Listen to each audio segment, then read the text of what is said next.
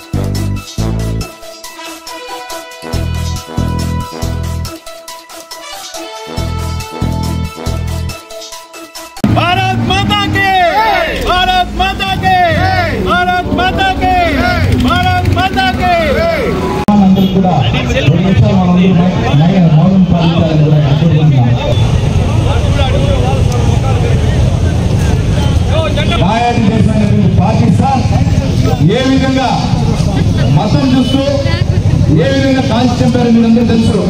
మన దేశ ప్రజలు కానీ దాంట్లో ముఖ్యంగా మన రాష్ట్ర ప్రజలు ఉన్నారు. దీనికి అంతటి కారణమైన పాకిస్తాన్ పైన మన ఇండియా కూటమి మోడీ గారి నాయకత్వంలో చేసినట్టు ఆపరేషన్ సింధూర్ సక్సెస్ అయిన సందర్భంగా దానికి సేవలు అందించిన సైనికులందరూ కూడా మన చంద్రగిరి నియోజకవర్గం ఎమ్మెల్యేగా నేను వాళ్ళందరూ ఏకత్వంలో భిన్నత్వంగా మనందరూ ప్రవర్తిస్తూ ముందుకెళ్తున్నాం.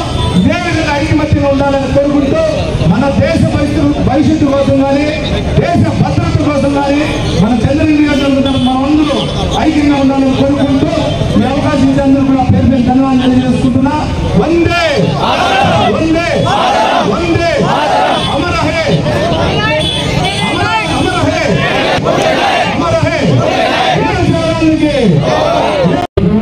మన పులవర్తి నాని గారి ఆధ్వర్యంలో ఇక్కడ ర్యాలీ నిర్వహించిన ప్రతి ఒక్క నాయకులకు ప్రతి ఒక్క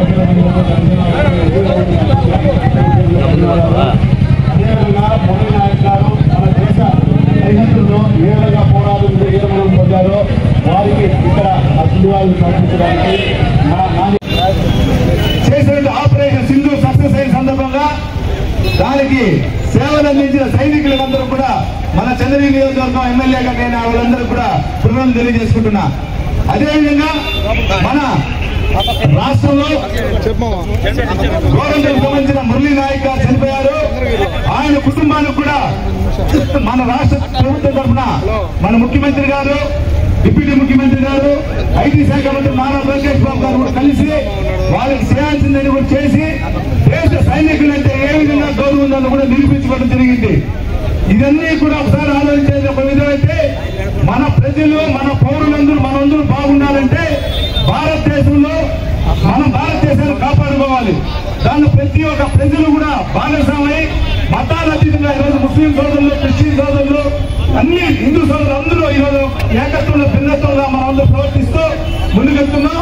ఇదే విధంగా ఐకమత్యంగా ఉండాలని కోరుకుంటూ మన దేశ భవిష్యత్తు కోసం కానీ దేశ భద్రత కోసం కానీ మన చంద్రగిరి నియోజకవర్గం మనం అందరూ ఐక్యంగా ఉండాలని కోరుకుంటూ ఈ అవకాశం ఇచ్చేందుకు కూడా పేరు ధన్యవాదాలు తెలియజేసుకుంటున్నా. వందే